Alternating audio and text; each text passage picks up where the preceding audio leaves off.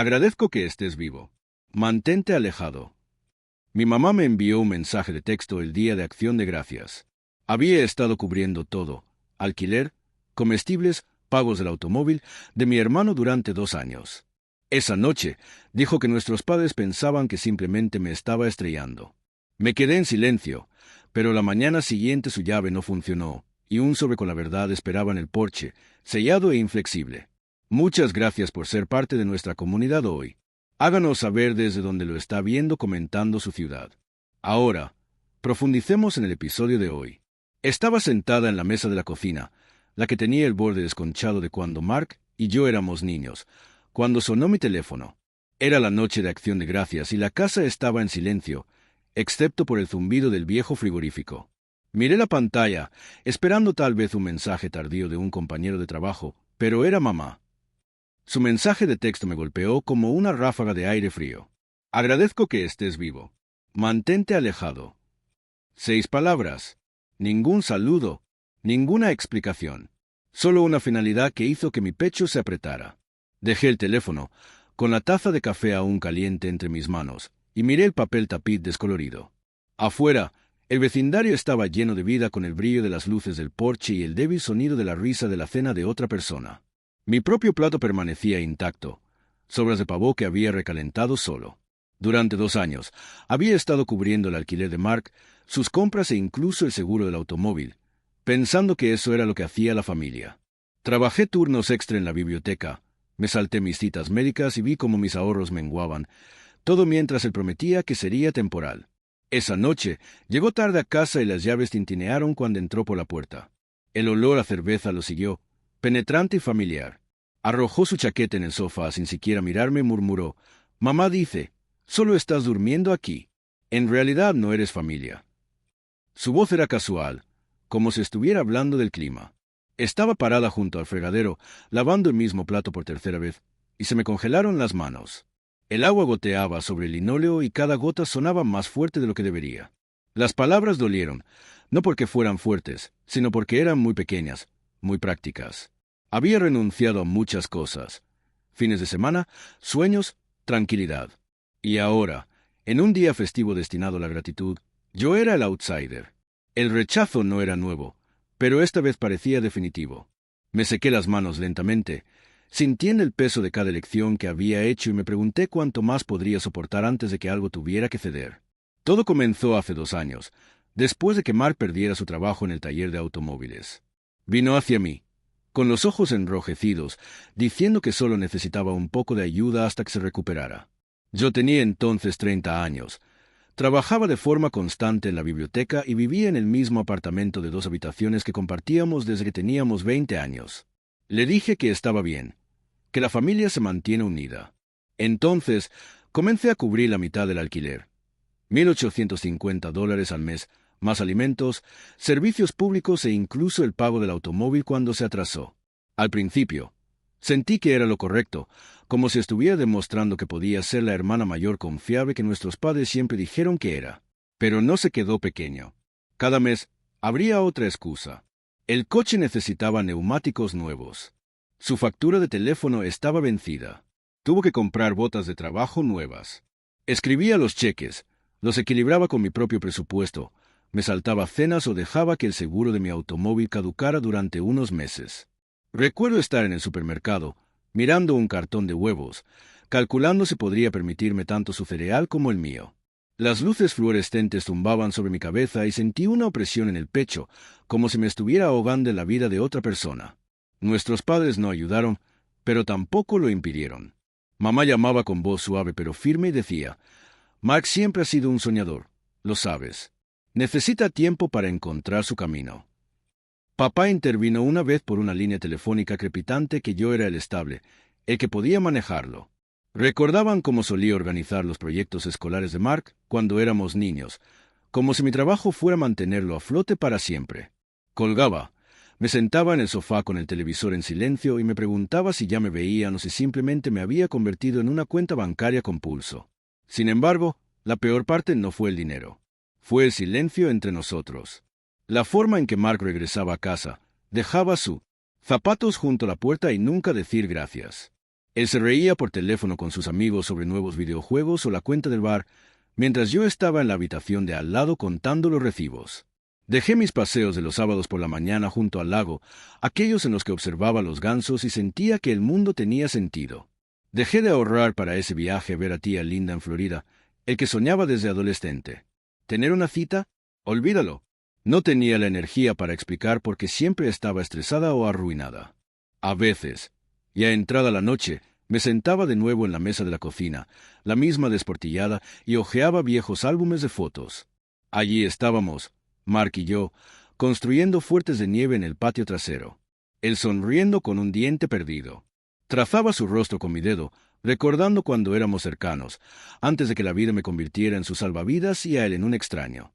Sentiría una punzada, no solo de pérdida, sino de vergüenza. Como debería estar agradecido de que me necesitara. Como si el amor significara borrarme a mí mismo. Pero en el fondo, en las horas tranquilas, sabía que algo se estaba rompiendo. No solo estaba cansado de pagar, estaba cansada de fingir que esto era normal. Y esa comprensión, pequeña como un susurro, empezó a crecer. Era una tarde de martes de finales de octubre, de esas en las que el aire se vuelve fresco y la luz se desvanece demasiado rápido, dejando la casa bañada en sombras.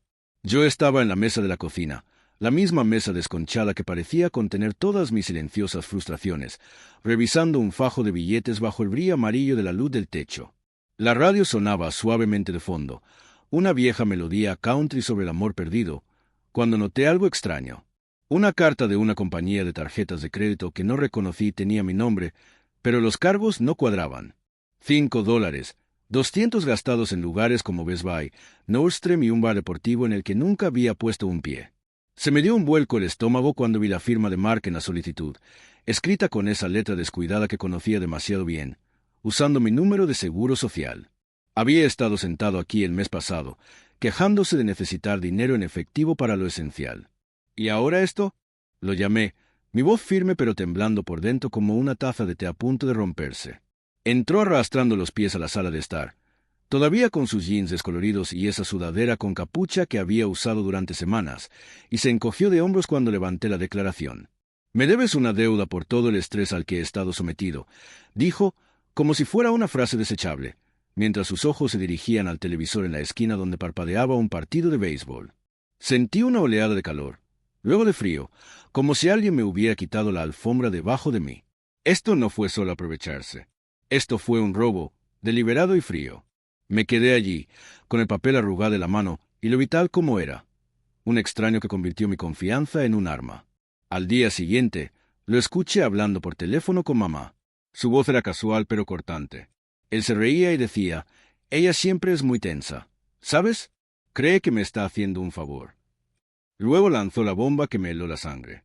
Ella simplemente se está burlando de mí, actuando como si fuera la víctima. Soy yo quien mantiene este lugar unido. Yo estaba en el pasillo, sosteniendo una taza de café tibio, ya sin vapor, escuchando mientras él retorcía la historia tan completamente que apenas me reconocí. Esa misma tarde, mamá llamó con la voz llena de decepción.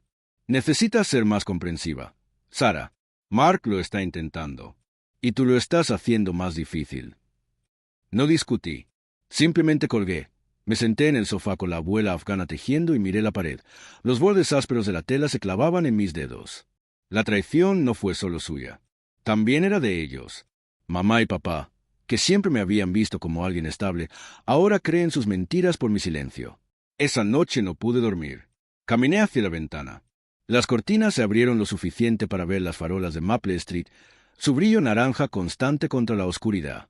El barrio estaba tranquilo, el mismo silencio que había conocido desde la infancia. Pero dentro de mí algo gritaba. Había renunciado a muchas cosas, mis ahorros, mi paz, mi derecho a ser vista. ¿Y para qué? ¿Ser llamado una carga por la gente que había llevado? Saqué una vieja libreta, la que usaba para anotar las listas de compras y los planes de vacaciones, y comencé a anotar cada transacción, cada mentira, cada momento que había ignorado. La pluma, rayado contra el papel. Cada trazo es una liberación, pero también un ajuste de cuentas. No era venganza lo que quería. Era claridad, una forma de ver a través de la niebla de culpa en la que había vivido durante años. Mientras escribía, recordaba los domingos en la iglesia con mamá y papá, como elogiaban el encanto de Mark y hacían caso omiso de mi silenciosa diligencia. Pensé en la vez que me salté mi propia cena de cumpleaños para pagar el alquiler, en cómo sonreí, pensando que era amor. Ahora, sentado allí en la penumbra, sentí el primer destello de algo más. Ira, aguda y real, atravesando la nieve como una espada. No se trataba solo del dinero o las mentiras. Se trataba de los años que pasé creyendo que le debía la vida, creyendo que la familia significaba dejarme desaparecer. Cerré el cuaderno, lo puse sobre la mesa junto a la vieja taza de té de la abuela y supe que no podía volver atrás. La claridad fue dolorosa, pero era mía y era el primer paso hacia algo que no me había atrevido a nombrar: libertad. La semana después de que descubrí el fraude de tarjetas de crédito de Mark, el peso de su traición se hizo más pesado, como una tormenta que se avecina sobre el lago.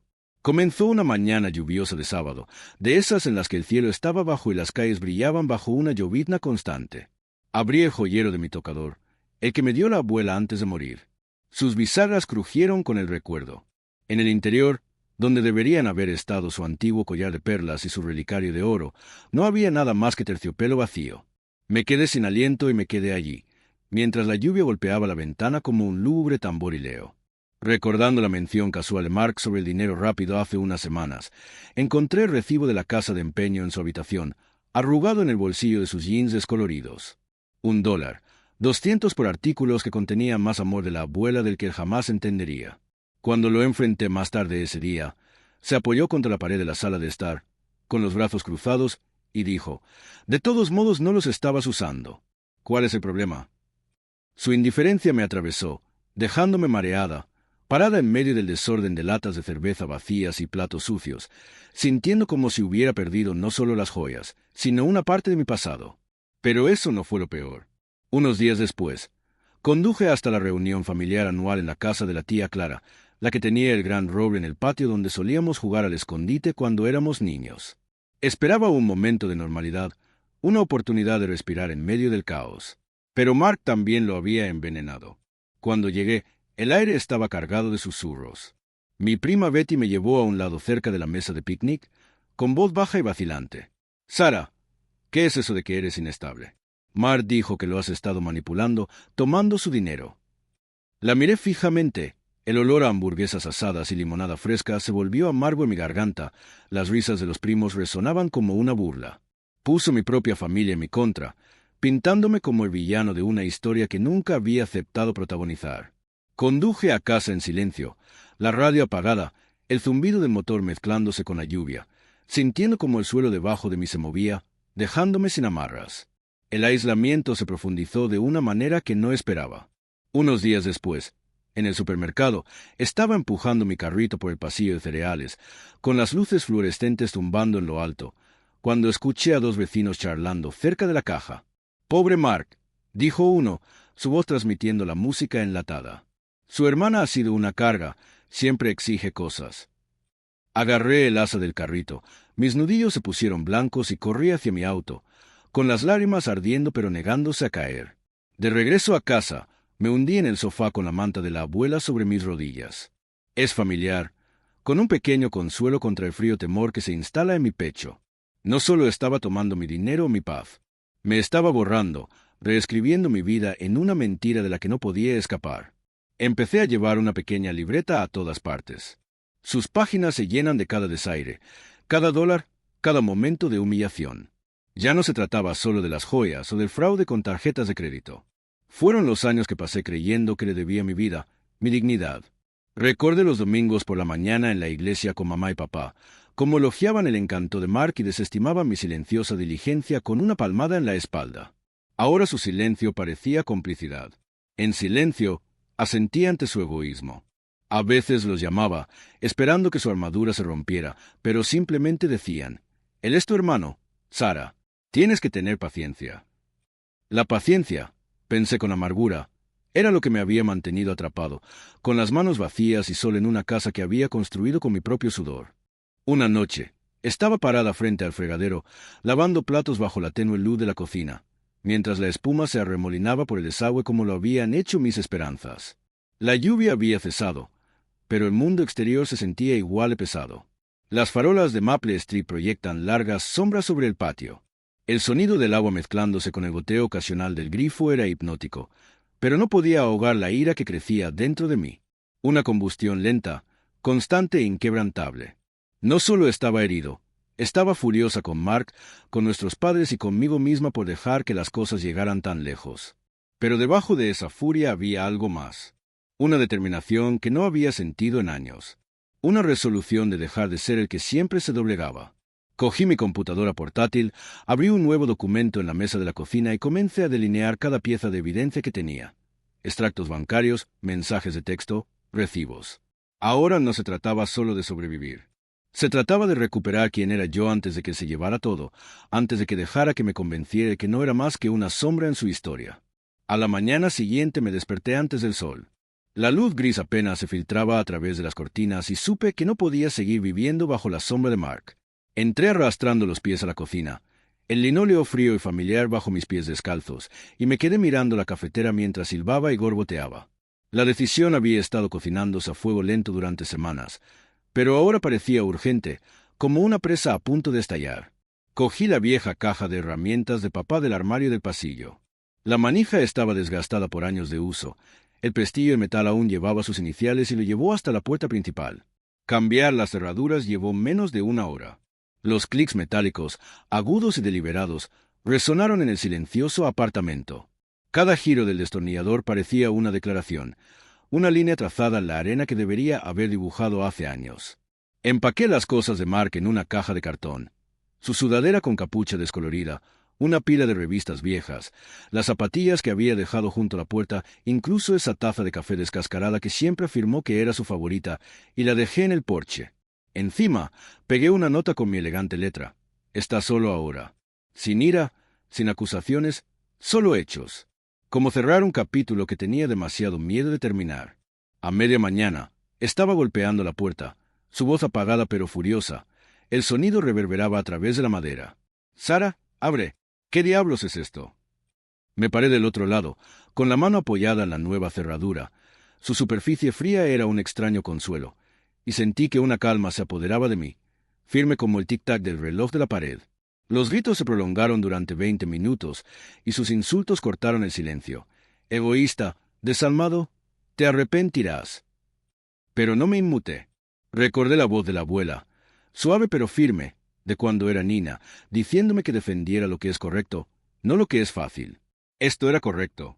Deslicé un sobre por debajo de la puerta, dirigido a mamá y papá, con copias de los extractos de la tarjeta de crédito, el recibo de la casa de empeño y capturas de pantalla de los mensajes de texto de Mark alardeando de lo fácil que era manipularme. Déjales ver, pensé, que finalmente vean la verdad que había cargado sola durante tanto tiempo. Esa tarde, me senté en el sofá, con la manta de la abuela sobre mi regazo y el televisor apagado, escuchando el silencio. No estaba vacío, era mío, cargado de posibilidades y el leve aroma a lavanda del suavizante de telas que había usado el último lavado. Me preparé una taza de té, de esas con miel y limón que solía preparar la abuela en las frías noches de invierno, y observé cómo el vapor se elevaba en perezosas espirales y la ventana de la cocina se empañaba ligeramente por el calor. Por primera vez en meses, no me sentí culpable por querer más para mí, por querer paz en una casa que había pagado con algo más que dinero. La lluvia comenzó a golpear las ventanas, un ritmo suave que coincidía con los latidos de mi corazón, y me permití respirar profundamente. La tensión en mis hombros alivió un poco, como el primer deshielo después de una larga helada. Más tarde, llamé a mi prima Lisa, la única que estuvo a mi lado en la reunión. Su voz era cálida, firme, como un salvavidas que no supe que necesitaba hasta que estuvo allí. «Hiciste lo correcto, Sara», dijo, y pude oír el orgullo en sus palabras, el mismo orgullo que había visto en sus ojos cuando éramos niños. Intercambiábamos secretos bajo el gran roble del jardín de tía Clara. Hablamos durante una hora. Sus historias de sus propias luchas con las expectativas familiares tejieron un hilo de conexión que no había sentido en años. Su risa fue un recordatorio de que no estaba tan sola como temía. Después de colgar, pasé la tarde en la mesa de la cocina, la misma astillada que había presenciado tantas cosas, organizando mis finanzas. Abrí una nueva cuenta bancaria únicamente a mi nombre. El papeleo, nítido y definitivo. La voz del cajero del banco al teléfono, educada pero distante, un marcado contraste con el caos que había dejado atrás. Redacté una carta a la compañía de la tarjeta de crédito para denunciar el fraude. Mi letra es estable ahora. Cada palabra era un ladrillo en la pared que estaba construyendo en torno a mi futuro. Incluso saqué mi viejo libro de recetas, el que tiene,